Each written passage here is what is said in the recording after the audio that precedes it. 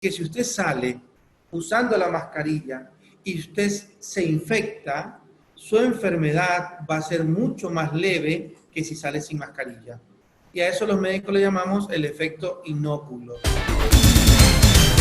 Estamos acá en Radio Fuego 106.5 haciendo contacto contigo. Y bueno, seguimos aquí estamos con el doctor José Vergara, jefe de Medicina Crítica y Terapia Intensiva del Hospital Guasmo Sur. Mi querido doctor, nuevamente con usted, le agradezco por verme más flaca. Realmente yo creo que son días donde uno tiene que, si quieres tomar conciencia de verdad, tienes que alimentarte mejor y hacer ejercicio. Y eso es una consecuencia, ¿no? Así es. Muchas gracias por la invitación. Doctor, queremos hablar un poco de lo que está pasando en la terapia intensiva del Hospital Guasmo Sur, que es una gran referencia para toda la ciudad y también para todo el país, porque obviamente Guayaquil se ha hecho, bueno, ha sido parte de, digamos, de los grandes tratamientos efectivos que se han dado, no solamente en Ecuador para salvar muchas vidas, sino también en Latinoamérica. Guayaquil es un referente en relación al tratamiento efectivo contra el COVID-19. Gracias por la pregunta. Bueno, sí, un poquito antes de contarte cómo estamos, efectivamente para ratificar lo que decías, Guayaquil es la ciudad que en más corto tiempo pudo doblar la curva de tendencia de la enfermedad. Exacto. Y eso inclusive está en los medios, está presente en otras ciudades, en Perú, en Lima, decían, ¿cómo es que Lima no es como Guayaquil? Uno de los titulares en las publicaciones allá. Siempre bueno, Guayaquil ha sido diferente, ¿no? En parte por el gran empuje de su gente, como siempre. Sí.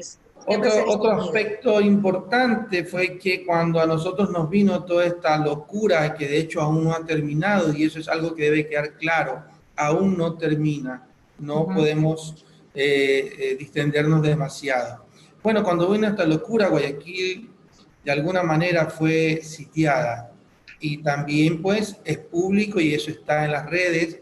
Nadie puede negarlo ahora. Nos dijeron que no vengan para acá porque no los dejaremos entrar. Sin embargo, Guayaquil ahora que logramos doblar la curva y que tenemos posibilidades de atención, Guayaquil como siempre, una vez más demostrando la hidalguía que somos los guayaquileños, abierto a nuestro país. Entonces tenemos ingresados en nuestras unidades de cuidados intensivos pacientes tanto de Guayaquil como fuera de Guayaquil. Un porcentaje, y ahí vengo a contestar tu pregunta, Mariela, que ha venido modificándose. Un mes, 2 meses atrás, ese porcentaje era 30%, 40% de pacientes de Guayaquil y un 60 a 70% pacientes fuera de Guayaquil. Hoy en día estamos en 85% de pacientes de Guayaquil. ¿De Guayaquil? Así es, y un 15% de pacientes fuera de Guayaquil. Ahora, y aclarando para que no se cree pánico. Esta situación no es la misma en el resto de los hospitales. Entonces, ¿por qué es así acá? Pues usted lo acaba de decir, es el hospital de derivación. Sí. ¿Sí? Entonces, porque el día viernes precisamente paso en contacto con los médicos de las otras unidades de cuidados intensivos de los diferentes hospitales, a los cuales conozco y soy amigo y tuve el honor de ser su profesor, porque la mayoría son posgradistas de nuestro posgrado que están atendiendo en todos los hospitales en Guayaquil y compartimos la información. Esa cosa que antes no sucedía, hoy en Guayaquil es muy fluido.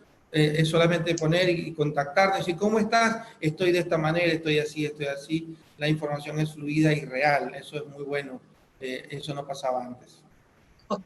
Doctor, ¿pero en qué situación están los pacientes dentro de terapia intensiva, dentro de las unidades de cuidado intensivo? ¿En qué situación? ¿Están pues siendo tratados de tal manera que todos salgan con vida de la unidad de cuidados intensivos o hay quienes se complican mucho? Bueno, eso también es importante y gracias por su pregunta. La mortalidad del paciente con COVID grave, paciente de más de 70 años que es intubado y ventilado, sigue teniendo la misma mortalidad que al inicio. Es muy alta, es muy alta. Pacientes de menos de 40 años que son intubados y ventilados, sigue siendo baja. El tema es que ahora tenemos más pacientes de menor edad.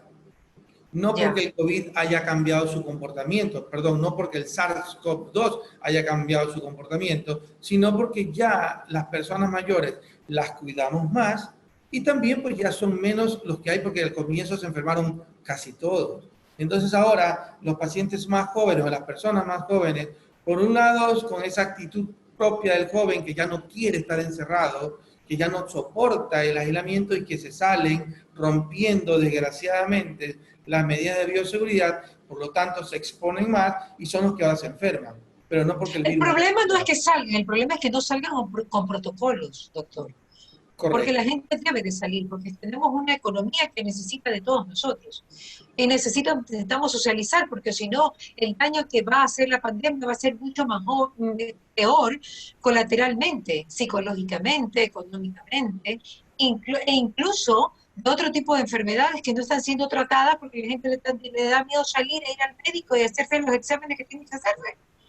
Entonces eso es Correcto. importante también, que la gente lo sepa, y yo quiero recalcarlo el día de hoy, la gente tiene que salir, pero con protocolos. Protocolos es lo Totalmente de acuerdo, importante. Mariela, totalmente de acuerdo. Y lo que dices es una verdad total y absoluta. Como este hospital específicamente es 100% COVID, hay una población no COVID que no se le está atendiendo y que requiere Exacto, ir a otros hospitales y que eso pues es un verdadero problema. verdadero Obviamente las problema. autoridades están pensando ya en diferentes protocolos para poder empezar a atender pacientes no COVID, pero bueno, eso queda en manos de las autoridades. Yo soy un médico asistencial, docente, pero lo que decía es una cosa importante, salir con medidas de prevención. Y hace poco, el 16 de septiembre, salió un artículo en New England Journal of Medicine que me ha tocado comentarlo mucho en diferentes entrevistas, es que si usted sale usando la mascarilla y usted se infecta, su enfermedad va a ser mucho más leve que si sale sin mascarilla.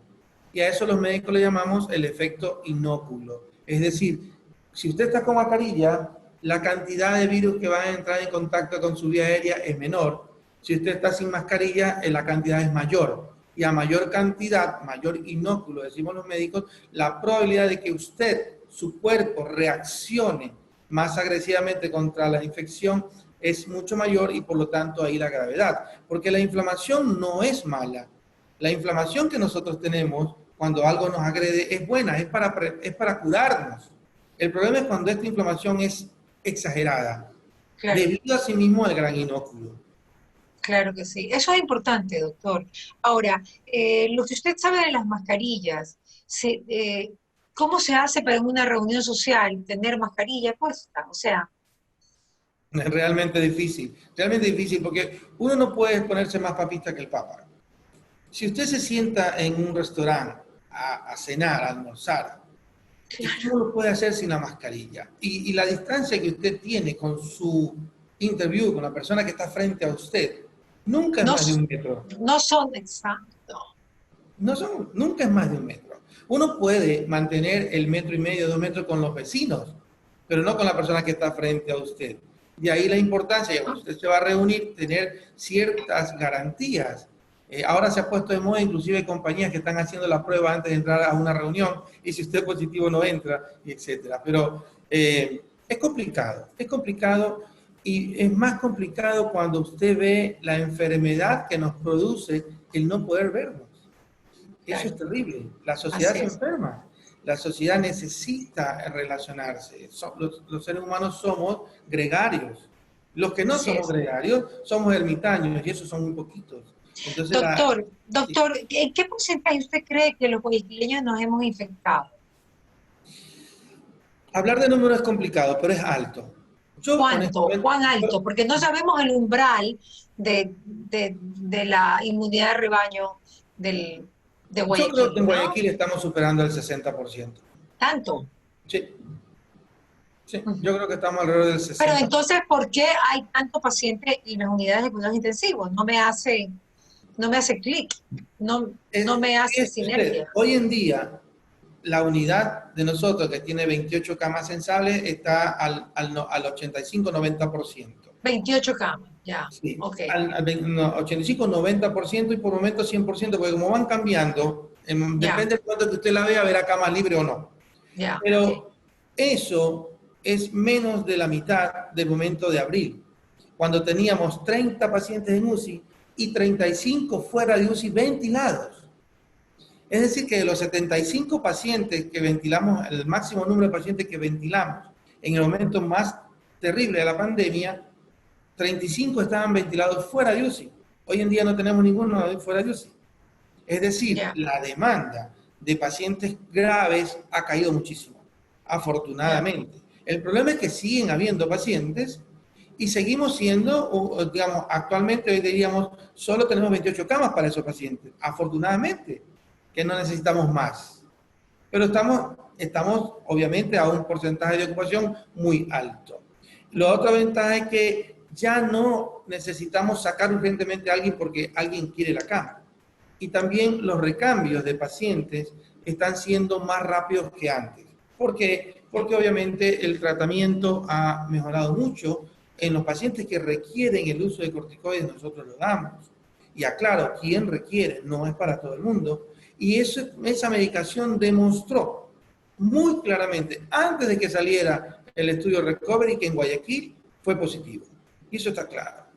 Eso no se puede tapar con un dedo. Pero no significa que no se necesite todavía cama para pacientes graves. Pero estamos hablando, ¿y usted en cuánto cree que es el umbral del COVID para la inmunidad de rebaño?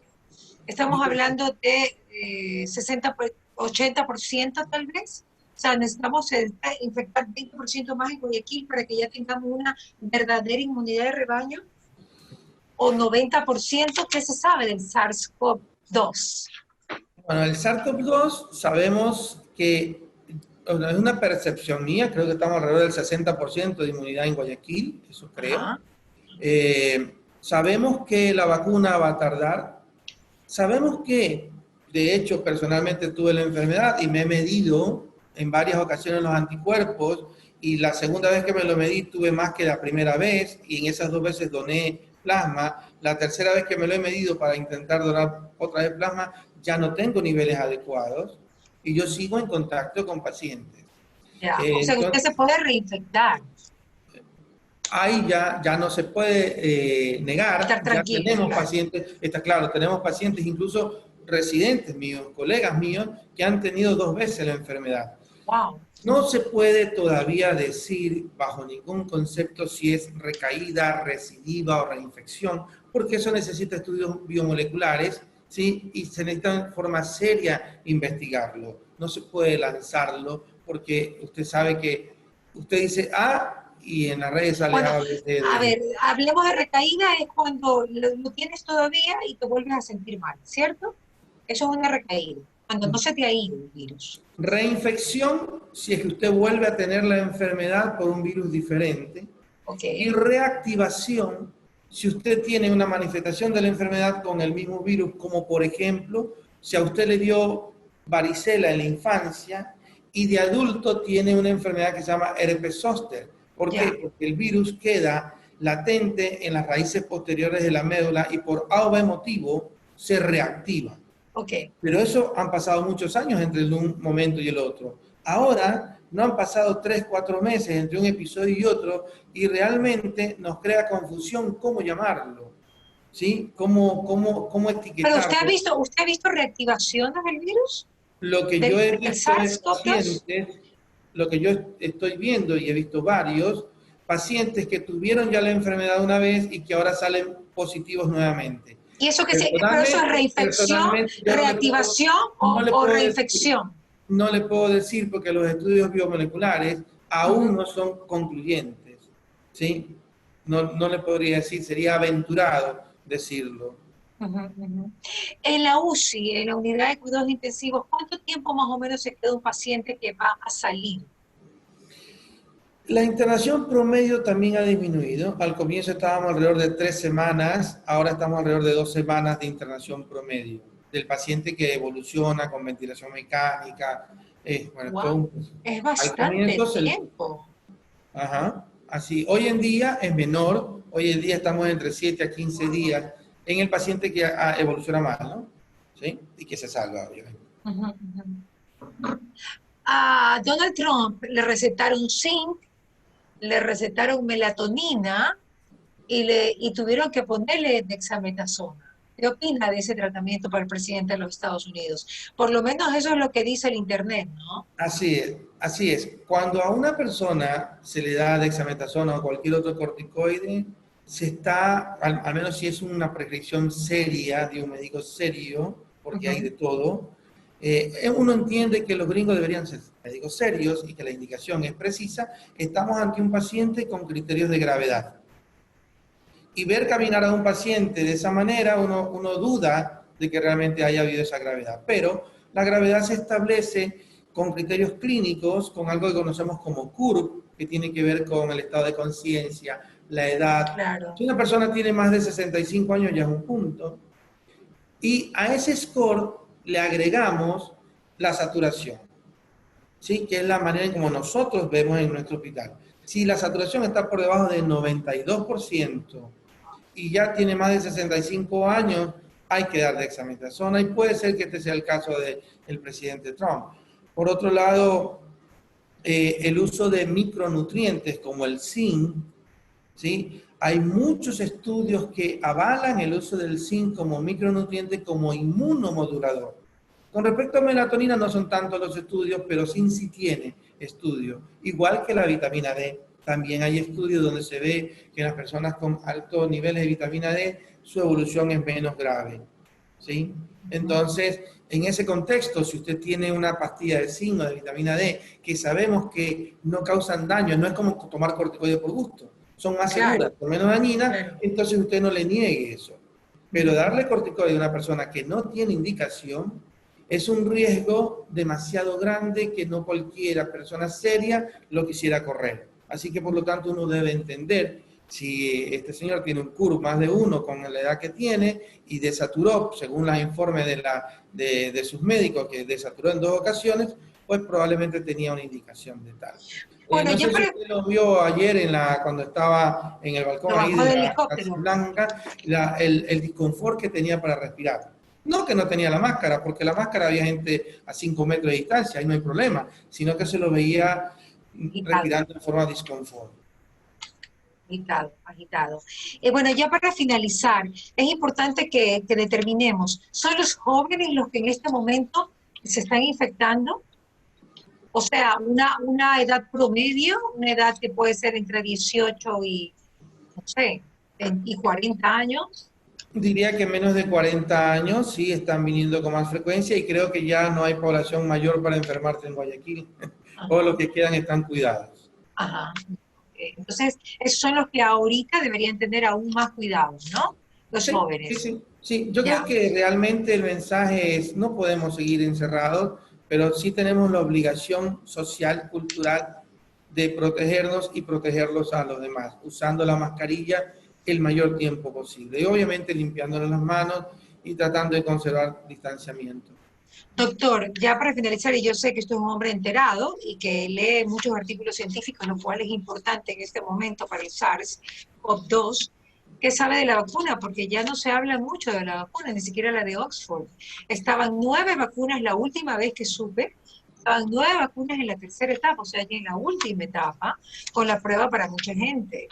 ¿Qué sabe de las vacunas? ¿Tiene alguna información de última hora, algo reciente? Que Lo, podamos lo, nos puede dar algún tipo de esperanza o visión de qué va a pasar, porque en un mundo sin vacunas no podemos hacer mucho. Totalmente. Lo que sí está claro es que la vacuna de Oxford no, con una sola dosis no causó un aumento de la inmunidad de los anticuerpos medidos y que no hubo tanto tiempo. Recuerda que estamos en la fase 3, donde se vacunan y hay que seguirlos en meses para ver cómo están los niveles de anticuerpos y aparentemente, de hecho, como usted bien lo dice, desaparecieron las noticias de vacuna. Todo el mundo se quedó callado y aparentemente el tema es que no hay una buena respuesta inmunológica. Y si usted recuerda lo que le dije hace unos minutos, mis niveles de anticuerpos en apenas 4 meses ya han caído mucho. Entonces, si ese es el tiempo que me va a proteger la vacuna, me voy a tener que estar vacunando cada 6 meses. Entonces, es un poco complicado. Claro, bueno, pero se le da tiempo al tiempo, ¿no? Porque el hecho de que hay una vacuna no significa que vaya a salir otra y otra mucho mejor, como pasa con todas las enfermedades, hasta que logra, pues, digamos, sacarlas de circulación por completo, como ha pasado con la varicela, que es la única enfermedad que ha salido de circulación, porque el resto todavía podemos tener, ¿no? Así es. Sarampión, Bueno, polio. la viruela fue oficialmente Perdón, curada en el mundo en 1978. por eso, la Pero, viruela es así la es, que ha salido ya de así es. circulación. Pero usted debe saber que Ajá. el tema de las vacunas es que el desarrollo de esta para el COVID va contra el tiempo y todo aquel que corre puede tener tropiezos. El COVID no nos ha dado tiempo para caminar en la investigación de la Pero vacuna. yo ahí sí estoy un poquito en desacuerdo con usted, porque también los adelantos científicos son diferentes ahora, doctor. Yo puedo entender que en los años, no sé, 40, 50, 60 se iba más despacio, pero ahora yo creo que hay muchos más adelantos científicos y yo lo leí en un artículo especializado que hablaban de eso, que ahorita vamos a tener la suerte de tener una vacuna muchísimo más rápido por cómo el tiempo está y cómo se han ido moviendo las cosas en los últimos años en adelantos científicos y tecnológicos. La identificación genómica es muy rápida. La tecnología actual hizo que desde diciembre acá lo conozcamos perfectamente el virus, sepamos su comportamiento, ¿sí? Y que empecemos a desarrollar vacunas. Si antes nos llevaba 8 años, 6 años, probablemente ahora nos lleve 1 o 2 años. Pero han Exacto. pasado 6 meses y estamos presionando para tenerla ya. Entonces yo creo Estamos muy que es apurados. muy poco tiempo. Yo creo que se necesita más. Obviamente no va a requerir el tiempo como antes, pero Claro. 2 años es como muy rápido. Sobre todo porque una vez que usted desarrolló genómicamente la vacuna y encontró la porción genómica que ayuda al desarrollo antigénico sin causar enfermedad, usted tiene que empezar a probarla.